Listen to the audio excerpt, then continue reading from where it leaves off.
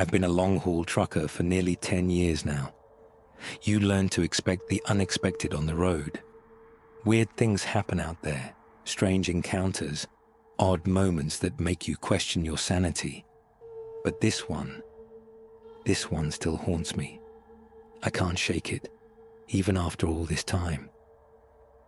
It was a few years ago, somewhere out on Interstate 70, driving through the desolate stretches of Kansas. It was late, maybe 2 a.m. The only sounds were the hum of my engine and the occasional flicker of my headlights illuminating the empty highway. I've driven that stretch of road hundreds of times, but on that night, something felt different. I couldn't quite put my finger on it at first. The air felt thicker, heavier somehow. The usual highway noise, the trucks, the cars, had all faded away. It was just me in the road. I passed a small, run-down truck stop I usually stop at when I need a break. But something was off this time. The lights were dim, and the place looked dead. I shrugged it off. Maybe they were doing some maintenance. But as I glanced at the lot, I noticed something strange.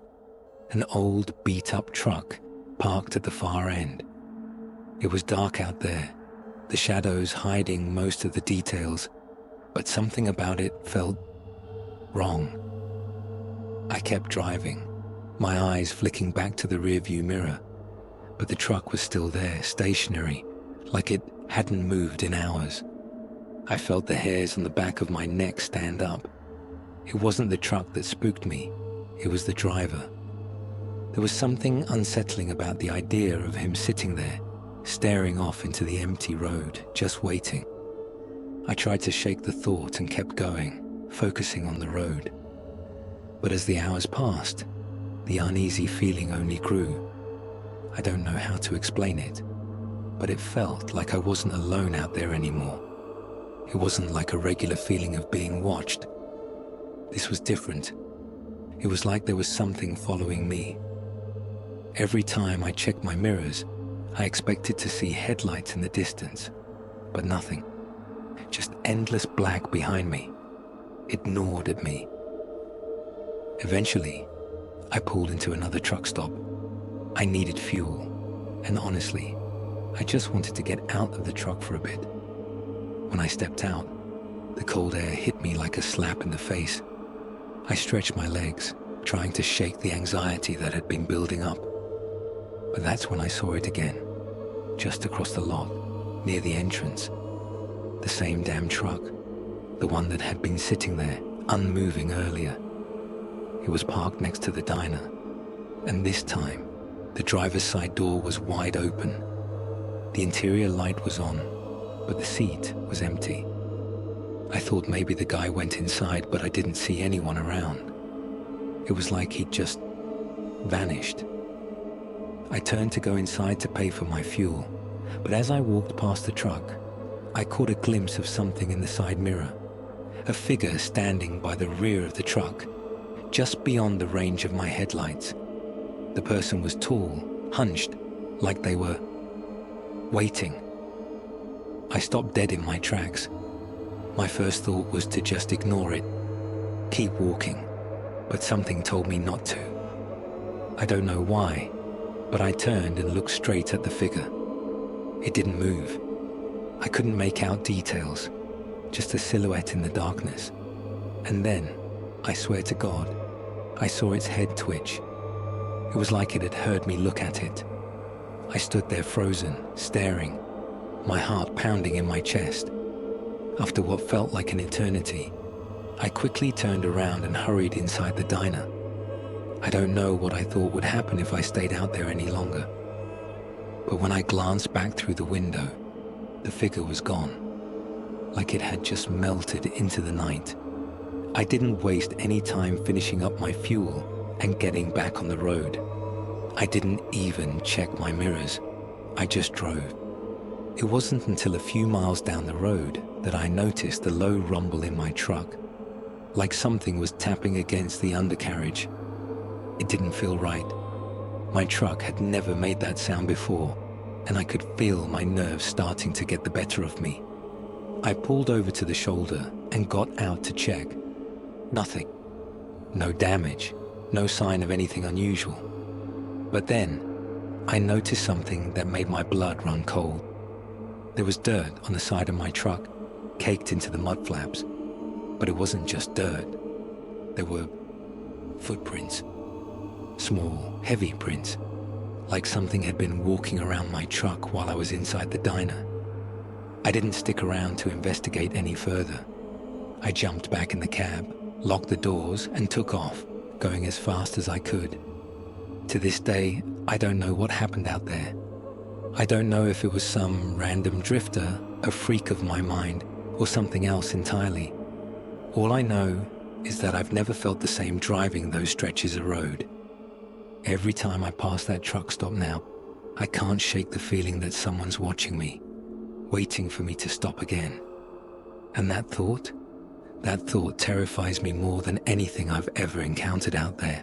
So if you're ever driving through Kansas late at night, if you ever see a truck parked alone, the lights dim and everything quiet, just keep your eyes on the road. Don't stop. And whatever you do, don't get out of your truck. I've been a long-haul trucker for years now. It's a lonely job.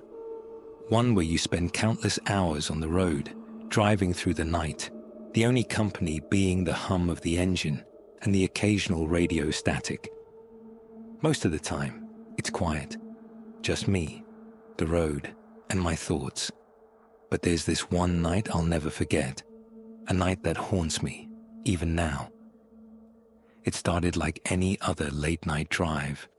I'd picked up a load in Texas, heading up north to Kansas.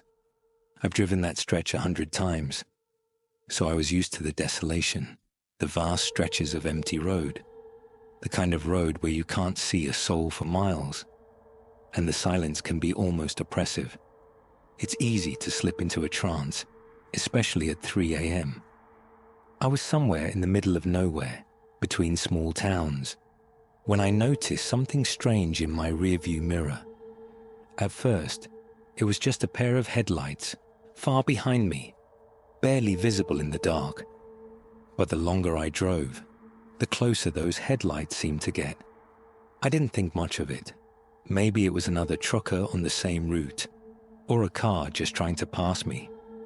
But the thing was, the closer they got, the more I felt uneasy.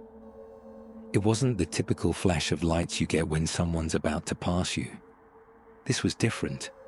The headlights seemed to be tailing me, almost like they were following my every move. I'd speed up, and the headlights would speed up with me. I'd slow down, and the headlights would slow down too. I tried changing lanes, thinking maybe it was a trucker who wanted to pass. But no matter where I went, those headlights stayed right behind me. By this point, I started feeling a sense of dread creeping up my spine. The road was still empty, just the two of us, my truck and whatever was behind me. There weren't any exits for miles, no towns, nothing. It was just endless road, darkness, and that feeling of being watched. After a few more miles of this, I decided to pull over. I know, probably not the best decision, but I figured if I could get a look at who or what was behind me, maybe it'd calm my nerves. So I turned off the highway, pulled onto the shoulder, and waited. My headlights were still on, casting a faint glow into the night. I sat there for a few moments, trying to steady my breathing, trying to figure out if I was just imagining things. Then, I saw the headlights. They were far enough behind me now, but they didn't move. Just sat there, unmoving, like they were waiting for something. I couldn't see any other vehicles, no trucks, no cars, just the headlights.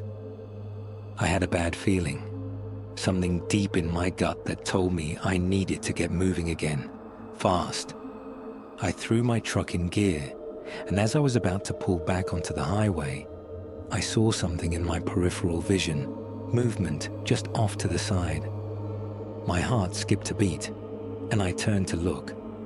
A figure, standing in the darkness on the side of the road, just beyond the reach of my headlights. I couldn't make out any details, just a dark silhouette standing perfectly still, staring at me. It didn't move, didn't react at all. It was just there, like it had been waiting for me. I felt the hairs on the back of my neck stand up. I slammed my foot on the gas, peeling out of there faster than I ever had before. But as I sped up, I noticed something even worse. Those headlights, that car or truck or whatever it was, had moved. It was now right behind me again.